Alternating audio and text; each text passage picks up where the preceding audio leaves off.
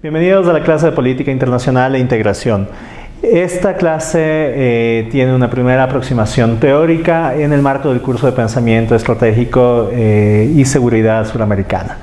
Para ello vamos a partir con una reflexión que recoge en primer lugar una entrada teórica, un marco general de reflexión. En segundo lugar, busca proveer una serie de elementos conceptuales para pensar a la región y pensar al mundo a partir de los problemas que vemos que derivan de la teoría.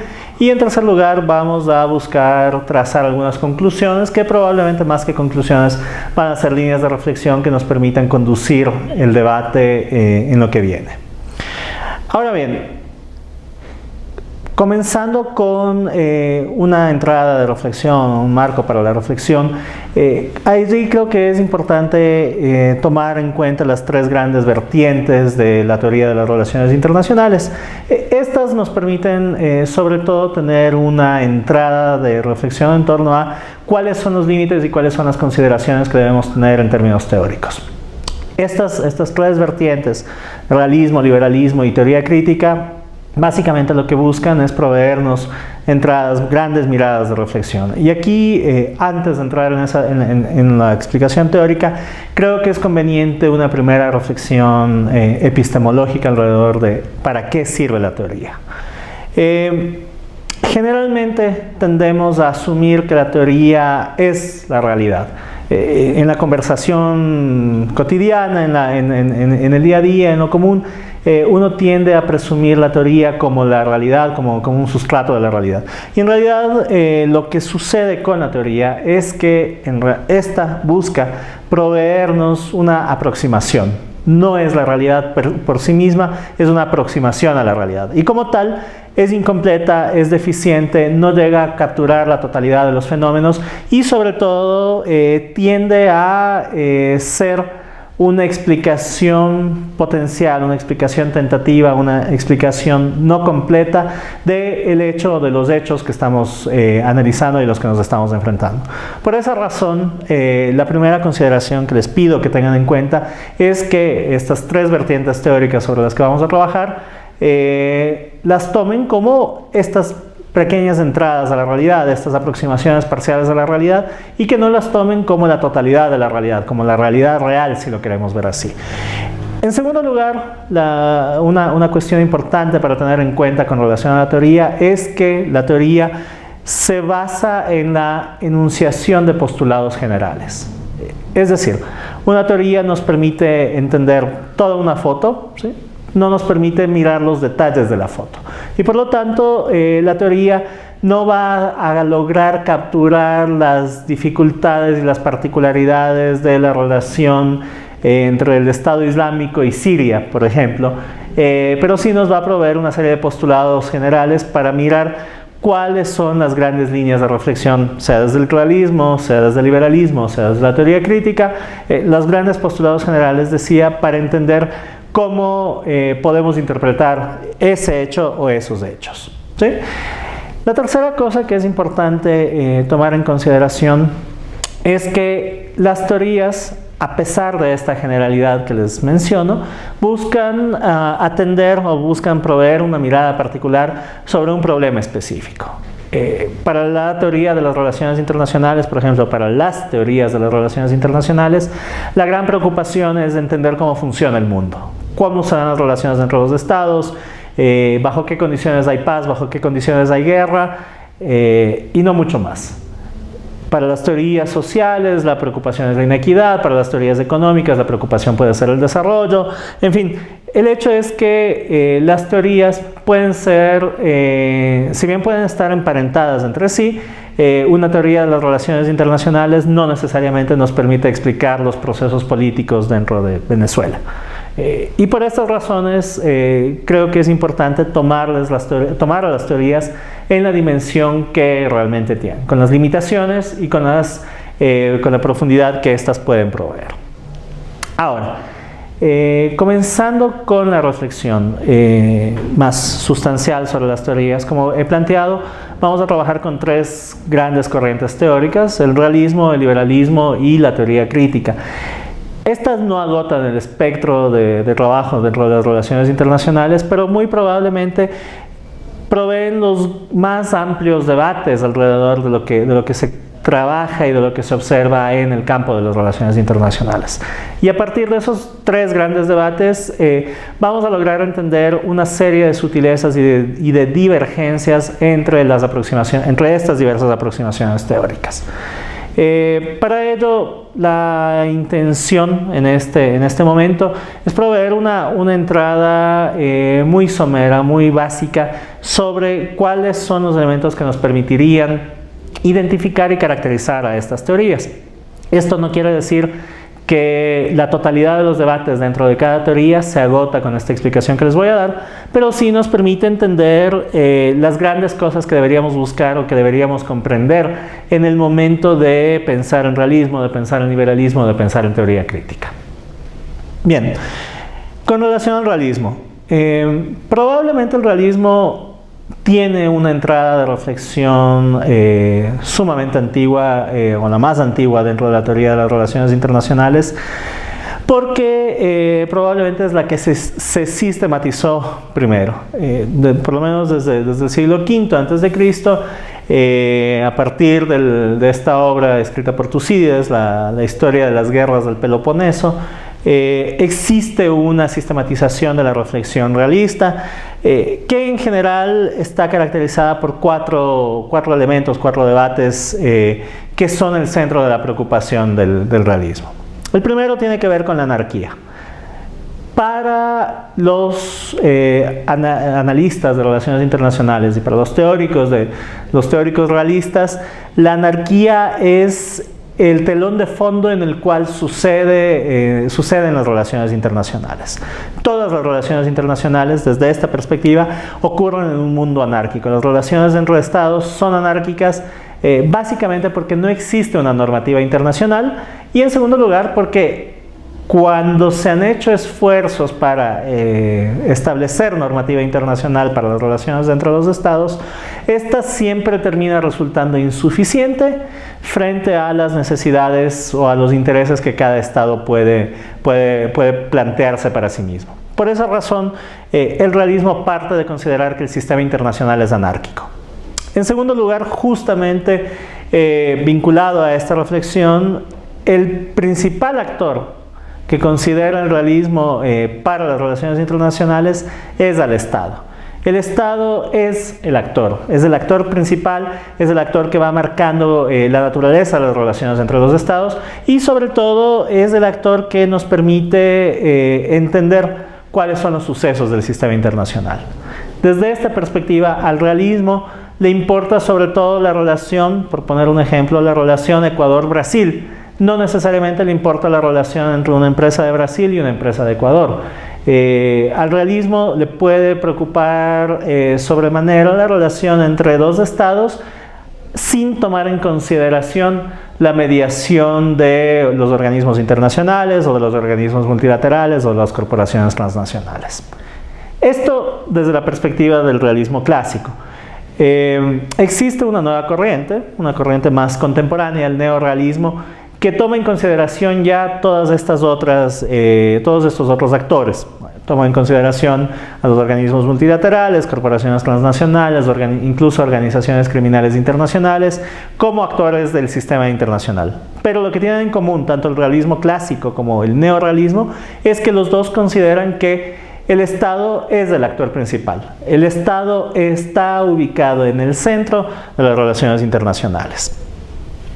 Un tercer elemento, una tercera característica para la teoría de las relaciones internacionales vista desde el realismo es el interés. Se presume que, desde esta perspectiva, se presume que los estados se mueven y operan básicamente en función de su interés. No existe ningún límite, como habíamos planteado, para la relación entre los estados, más allá que aquel límite que pone el propio interés de los estados. Y por estas razones, Los estados continuamente están en la búsqueda de garantizar sus intereses. Finalmente, estos intereses se garantizan, se aseguran por vía del incremento del poder que pueden tener los estados.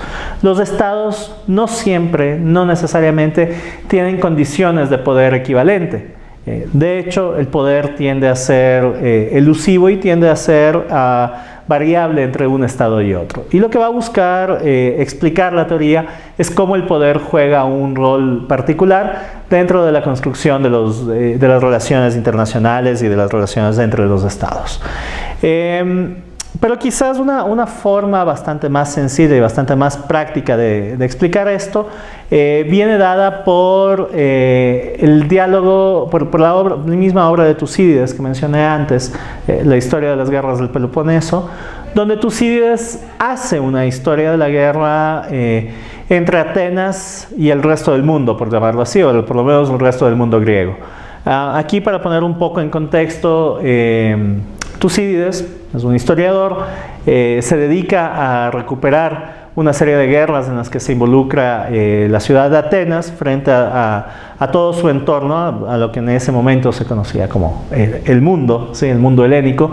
Y en este momento Atenas, que es la gran superpotencia, que si queremos verlo así la podríamos equiparar a los Estados Unidos en este momento, con la mayor capacidad de despliegue militar, con la mayor preponderancia en términos logísticos, en términos de preparación militar y demás, y además con la riqueza mayor dentro del entorno. Esta superpotencia busca expandir su territorio. Y en este ejercicio de expansión de territorio llegan a una pequeña isla, la isla de Melos. Y allí tiene lugar una de las piezas clásicas dentro del texto de Tucídides, que se conoce como el diálogo meliano. El escenario para esto es el siguiente: son los embajadores atenienses llegando a la isla de Melos y planteándoles a los embajadores melianos que su independencia ha terminado, que a partir de ese momento ellos van a pasar a ser una nación dependiente de esta superpotencia de Atenas. En ese momento los embajadores melianos les dicen a los atenienses: miren, nosotros somos una nación pequeña, somos pobres, no representamos ninguna amenaza para ustedes, déjenos vivir libres, prometemos no causar ningún problema. Y ante esto, los embajadores atenienses responden con una frase que va en este sentido. Les dicen: tal como va el mundo, el derecho no existe más que entre iguales de poder. Los fuertes hacen lo que quieren y los débiles sufren lo que tienen que sufrir. Y con esto yo creo que se compila de manera bastante sustancial el sentido que tiene el realismo en tanto teoría. Porque la ecuación principal allí es la ecuación de poder. ¿Qué tanto poder tengo? Es lo que me permite obrar en uno u otro sentido dentro del sistema internacional, ¿sí? Y esta reflexión, que como les digo, se sistematiza por lo menos desde el siglo V antes de Cristo, va a tener una resonancia sustancial cuando nos pongamos a reflexionar sobre el funcionamiento del sistema internacional, que lo vamos a hacer en las sesiones siguientes. La segunda vertiente de reflexión es el liberalismo. El liberalismo, si lo queremos ver así, es el otro lado de la moneda del realismo, ¿sí? Es el otro lado de la moneda del realismo porque en realidad el liberalismo parte de creer en la existencia de una normativa internacional. Para el liberalismo, para quienes interpretan el mundo desde la perspectiva liberal, existe una normativa internacional que es incompleta, que es insuficiente, pero que siempre se está ampliando y siempre se está mejorando. Y por lo tanto, esta normativa internacional tiene que expandirse y tiene que tratar de reglamentar las relaciones entre los estados y entre los diversos actores del sistema internacional cada vez de manera más sistemática y de manera más profunda. El objetivo, ¿sí? para este sistema internacional concebido desde el liberalismo, el objetivo último, el punto de llegada es la paz. Todas las reflexiones, toda la preocupación gira alrededor de cómo conseguir paz, cómo ampliar las condiciones de paz dentro de los actores y sobre todo cómo reducir las oportunidades de conflicto entre los actores del sistema internacional. Y en este sentido, la reflexión se remite siempre al individuo. La preocupación en realidad no es del Estado, en el caso del liberalismo la preocupación no es del Estado, la preocupación es del individuo. ¿Cómo los individuos pueden vivir mejor? ¿Cómo los individuos pueden tener condiciones más favorables para su relacionamiento en el sistema internacional y sobre todo para garantizarse condiciones favorables de paz, de estabilidad, de construcción de un sistema internacional pacífico? Siendo el individuo el centro de la preocupación, la siguiente gran preocupación para el liberalismo es la democracia. Se presume que un individuo solamente puede ser libre y solamente puede ser igual ante sus pares en tanto y en cuanto exista un sistema democrático instaurado que permita el funcionamiento de este sistema internacional, apostándole e intentando garantizar sobre todo los derechos de los individuos, ¿sí? Y estos elementos que hacen al liberalismo son importantes en la concepción del sistema internacional porque sobre todo van a permitir hacer una serie de interpretaciones de cómo el mundo se está leyendo a sí mismo y cómo muchos de los discursos generalmente se terminan construyendo alrededor de cuáles son los objetivos y cuáles son las razones de funcionamiento del sistema internacional. Entonces, derecho internacional, paz de individuo y democracia, todas estas son los elementos que componen el liberalismo, que si lo queremos ver de una manera gráfica lo podemos encontrar retratado en la Asamblea General de Naciones Unidas. La Asamblea General de Naciones Unidas parte del supuesto de que todos los estados son iguales, que todos estos estados operan en función de la paz, que para garantizar, ampliar la paz, se necesitan establecer una normativa internacional más amplia y más compleja y que todas las acciones de los del sistema internacional deben estar dirigidas sobre todo a garantizar los derechos de los individuos. Estos elementos de reflexión, en última instancia, aportan a la necesidad que tienen los estados de construir un sistema armónico en el cual las interacciones entre las democracias son mucho más confiables que las interacciones que pueden suceder entre estados no democráticos. Y aquí vamos a comenzar a vislumbrar uno de los principales problemas que hay con el liberalismo, la definición de democracia.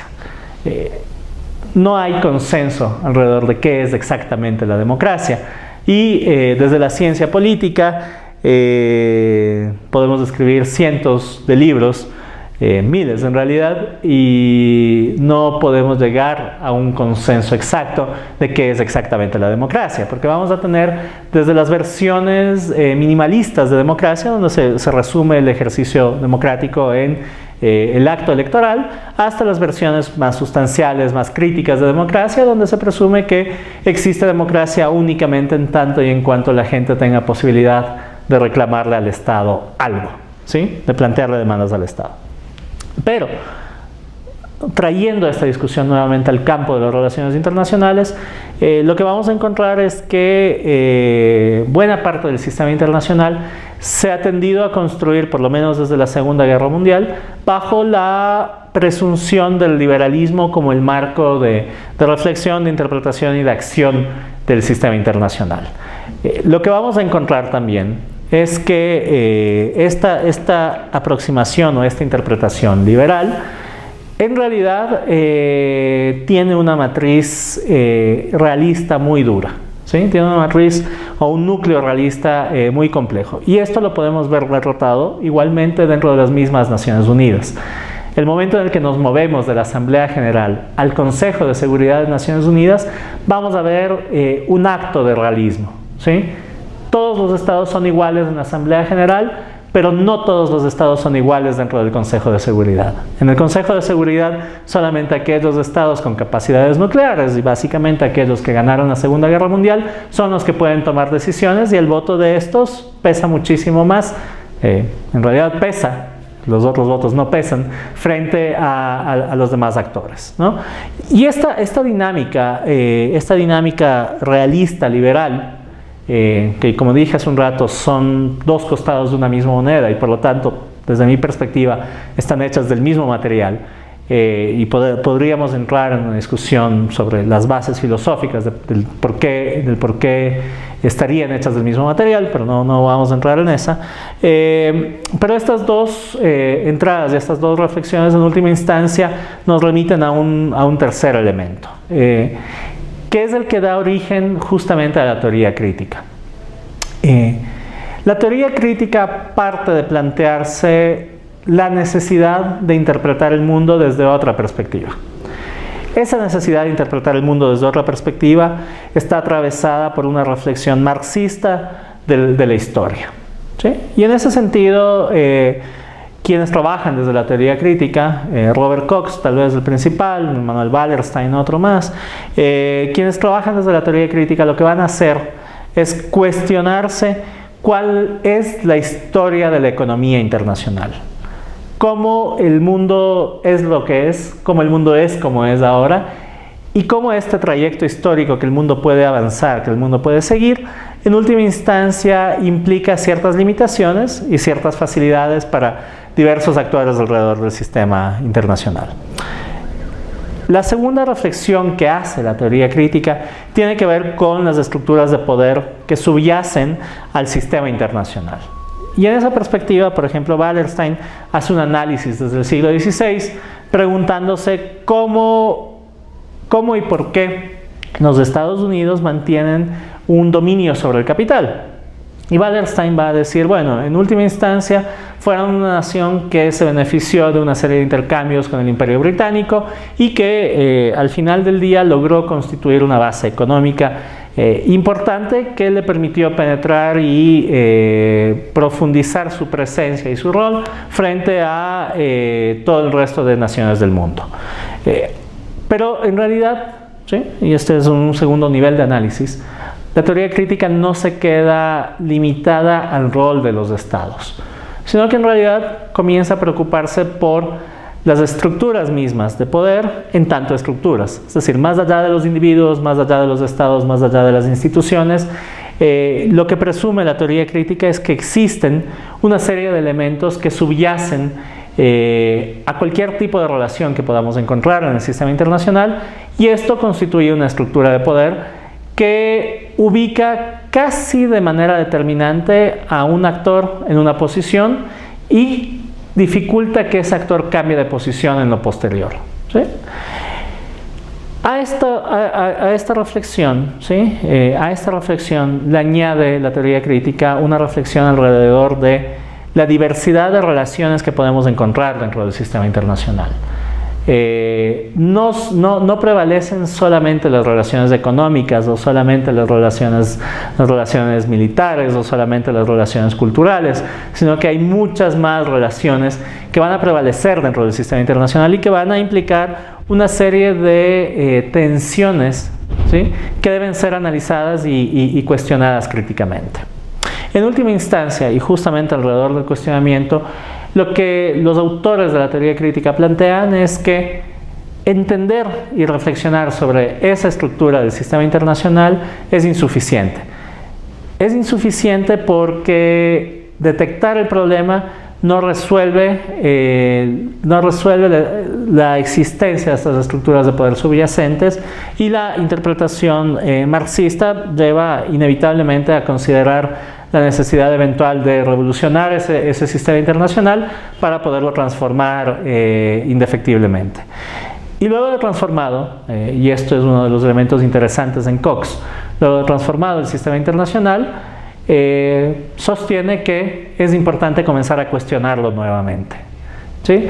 Ahora, un elemento importante en esta perspectiva es que mientras el realismo se preocupaba por el poder, mientras el liberalismo se preocupaba por el individuo y la garantía de derechos para el individuo, la teoría crítica sostiene que no es una teoría que busca resolver problemas. A la teoría crítica no le importa plantear propuestas alrededor de cómo optimizar la democracia o cómo mejorar la posición de poder de un Estado frente a otro. la teoría crítica parte de reconocerse como una teoría reflexiva, como una teoría a la que le importa y le interesa sobre todo entender cómo es el mundo. No le interesa cambiarlo, en principio, le interesa entenderlo. Es una teoría que se enfoca sobre todo en la reflexión. Pero evidentemente, y esto elaborando más sobre la reflexión que plantea Cox, lo que vamos a encontrar, y esto lo vemos en la siguiente sección, lo que vamos a encontrar es que la teoría crítica al permitirnos pensar en otras posibilidades de entender el mundo, permite también pensar en otras posibilidades para ver qué hacer con ese mundo. ¿Sí? Y en ese sentido, quizás la teoría crítica puede terminar constituyéndose en una suerte de anomalía dentro de estos dos marcos teóricos iniciales, ¿no?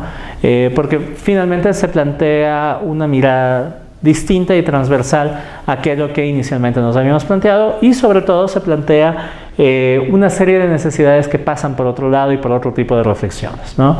Básicamente, ¿cuáles son las estructuras de poder que subyacen a la estructura del mundo? Ahora bien, con estos elementos que como he mencionado son elementos básicos, generales, y sobre todo son elementos que nos permiten recoger la esencia de cada una de las aproximaciones teóricas, este siguiente momento, en este segundo punto, me interesaría tratar de hacer un análisis regional y global a partir de las tensiones que podemos observar en el mundo.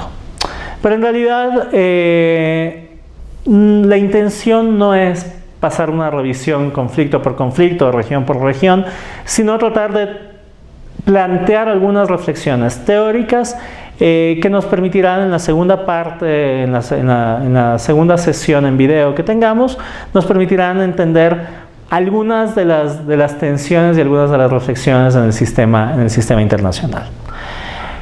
Y allí, partiendo de las tensiones, yo creo que podemos encontrar dos grandes tensiones, dos grandes líneas de reflexión, de preocupación y de tensión que llevan a que el mundo actual sea presente un escenario sumamente complejo y presente sobre todo un escenario de particulares dificultades para entenderlo, interpretarlo y, si es que lo que pretendemos es eso, resolverlo en sus dificultades. La primera gran tensión es la tensión geopolítica. Durante toda la historia, por lo menos durante toda la historia consciente de la humanidad, si queremos poner el punto de inicio con Tucídides, una buena parte de las preocupaciones de los estados ha sido la posesión de territorio.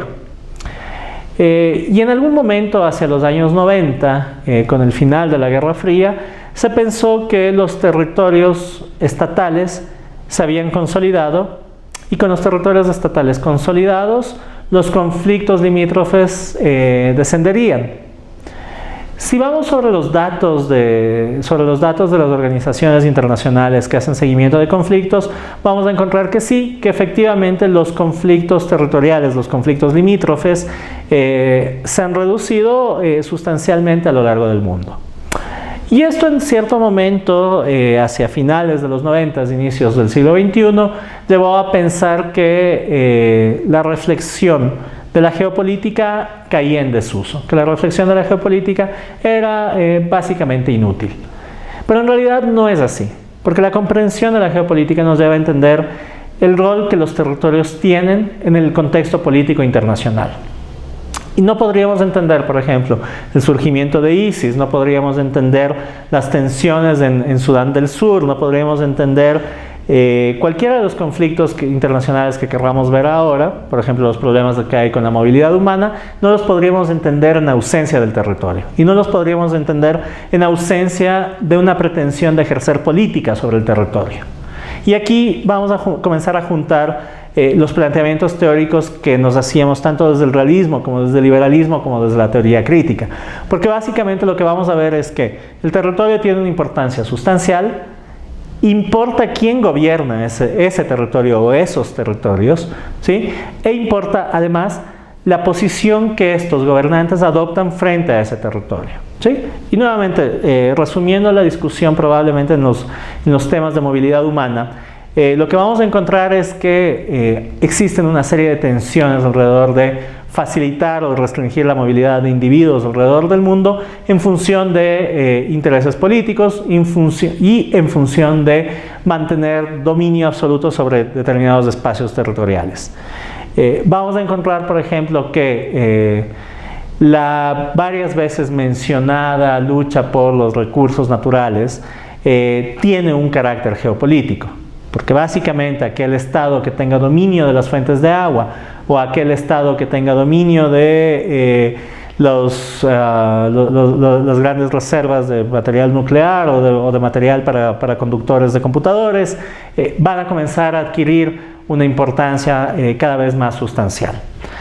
En ese sentido, estas tensiones geopolíticas a lo que llevan es a renovar la necesidad de pensar cómo garantizamos que el sistema internacional pueda subsistir. Y allí, nuevamente, las interpretaciones podrían venir en tres sentidos. Del costado realista podríamos pensar, bueno, en última instancia, si es que mi Estado tiene un material que resulta interesante e importante para el mundo, yo amplío mi poder frente a los otros y por lo tanto comienzo a restringir, qué sé yo, el acceso al agua para el resto del mundo. Comienzo a cobrar muchísimo sobre esto. Que va mucho en la línea de quienes buscan securitizar el acceso a fuentes de recursos naturales. Y allí podríamos, citando un ejemplo muy breve, podríamos ver la carrera que tienen las grandes potencias del mundo en la Antártida. ¿Sí? Existe una carrera importante, una carrera que todavía no es armamentística, pero es una carrera de posiciones y de posiciones estratégicas entre las naciones que son signatarias del Tratado Antártico, de las cuales solamente Estados Unidos y Rusia tienen las capacidades científicas y tecnológicas necesarias para mantener misiones permanentes en esos territorios. Y un par de años atrás alguna noticia salió alrededor de cómo Rusia estaba perforando en búsqueda de agua fresca dentro de la Antártida, ¿no? Sin tomar en consideración los desequilibrios ambientales que esto podría provocar. Por el otro lado, ¿sí? Desde la perspectiva ideológica, ¿sí? Que es la segunda gran tensión, lo que vamos a tener es una preocupación sustancial alrededor de cómo organizar el mundo. Esta preocupación sustancial alrededor de cómo organizar el mundo se parte, si nos vamos por el costado clásico, en una mirada tradicional de izquierda o de derecha. La izquierda presumiendo que las diferencias son estructurales, las diferencias entre individuos son estructurales y por lo tanto estas diferencias estructurales se pueden resolver y eventualmente se pueden superar. La derecha presumiendo que las diferencias entre los individuos son naturales y por lo tanto nunca se pueden superar, nunca se pueden resolver, quizás se las puede reducir o quizás se las puede paliar. En esta aproximación ideológica, las tensiones que afronta el mundo nos llevan o nos devuelven nuevamente a esta matriz de reflexión realista liberal, ¿no? Donde desde el costado del liberalismo vamos a encontrar una tensión importante sobre la forma como los estados buscan organizar a sus poblaciones, por un costado, y esto sería un tema de política interna que no nos importa en una reflexión de la política internacional, pero que en realidad la manera como organizan esas poblaciones al interior de los estados se termina volviendo un problema del sistema internacional cuando leemos nuevamente esto desde la perspectiva liberal y vemos que al sistema internacional, entendido desde el liberalismo, le importa lo que sucede con los individuos, cómo se garantizan derechos de los individuos y cómo estos derechos garantizados de los individuos en última instancia permiten una resonancia mejor en términos de la democracia, de qué es la democracia. Entonces, en esas dimensiones es importante comprender que la preocupación ideológica sobre qué tipo de gobierno tiene el país X o el país Y termina siendo sustancial si es que leemos a la teoría de las relaciones, si leemos el sistema internacional, desde una perspectiva teórica liberal o si es que lo leemos desde una perspectiva teórica realista. Ahora bien, A estas tensiones vamos a sumar una serie de transformaciones. Porque el mundo, como lo conocemos, como lo hemos visto siempre, es un mundo cada vez más complejo. Es un mundo donde las piezas iniciales de la reflexión que nos planteaba el realismo clásico, que nos planteaba el liberalismo, nos llevan inevitablemente a tener herramientas insuficientes para entender un mundo que cambió. Yo digo siempre este ejemplo, nos lleva a tener un destornillador de estrella para intentar zafar un tornillo plano, ¿no? La herramienta va a ser insuficiente, la herramienta no nos va a permitir resolver el gran problema al que nos enfrentamos. Y en ese sentido, creo que hay tres grandes transformaciones para el sistema internacional. La primera es que los conflictos se han desterritorializado. Los conflictos cada vez suceden en territorios más dispersos, ¿sí? Y por lo tanto la presencia estatal clásica es insuficiente para resolver ese conflicto, para resolver esos conflictos. En segundo lugar, los estados por sí mismos son cada vez más débiles. Y aquí podemos remitirnos a una conferencia que dicta Anthony Giddens en el año 99, donde él reflexiona sobre cuáles son las amenazas que afronta el Estado. Y esa reflexión del año 99 creo que sigue siendo válida para hoy. Porque Giddens dice, bueno, los Estados al interior han buscado garantizar cada vez más espacios de autonomía decisoria para sus actores. Por el otro lado, los Estados cada vez más son susceptibles de la normativa internacional que se intenta poner sobre ellos. Y por lo tanto, el espacio de decisión tradicional para un Estado es cada vez más reducido. Mucho de este discurso, planteado en el año 99, lo podemos encontrar ahora en el discurso y en la discusión que existe en Gran Bretaña alrededor del Brexit, donde dicen, bueno, ¿cuánto mismo le queda al Estado para decidir su propia suerte? Finalmente, la otra transformación en la complejidad del mundo es una transformación alrededor de los actores. Los actores son cada vez más diversos y son cada vez más inusitados. 20 años atrás no pensábamos que el terrorismo internacional podía ser un problema sustancial para los estados. 5 años atrás, la sola idea de que surja una organización como el Estado Islámico, como ISIS, era insospechada para la mayoría de analistas de las relaciones internacionales.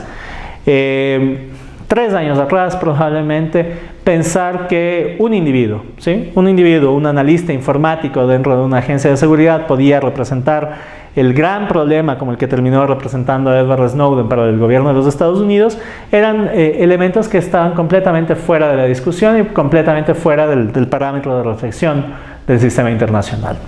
Estos actores diversos, en última instancia,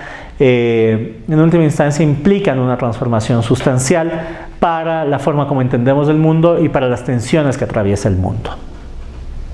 Para cerrar, existen una serie de necesidades que, como vemos, leídas desde las perspectivas clásicas, son insuficientes. Las herramientas que planteamos en la primera sección de esta conversación demuestran que están pensadas en un mundo que probablemente ha cambiado tanto y tan rápido que son insuficientes para teóricamente lograr hacer una interpretación de ellas. Ahora, ¿sí?, es importante repensar aquellos elementos clásicos en una matriz que, desde mi perspectiva, debe ser sobre todo crítica. Una matriz que nos permite entender cuáles son los intereses y cuáles son las estructuras de poder que subyacen a las dinámicas del sistema internacional y que en última instancia nos lleven a construir un sistema o una interpretación del sistema en la que, identificando los problemas, identificando las tensiones, podamos con mayor facilidad y con mayor flexibilidad comprender la manera de transformarlas o por lo menos de afrontarlas. Este es parte del reto y es parte de la reflexión que va quedando pendiente y a la que les invitamos a mantenerla viva en los otros espacios que tendremos durante esta clase. Muchas gracias.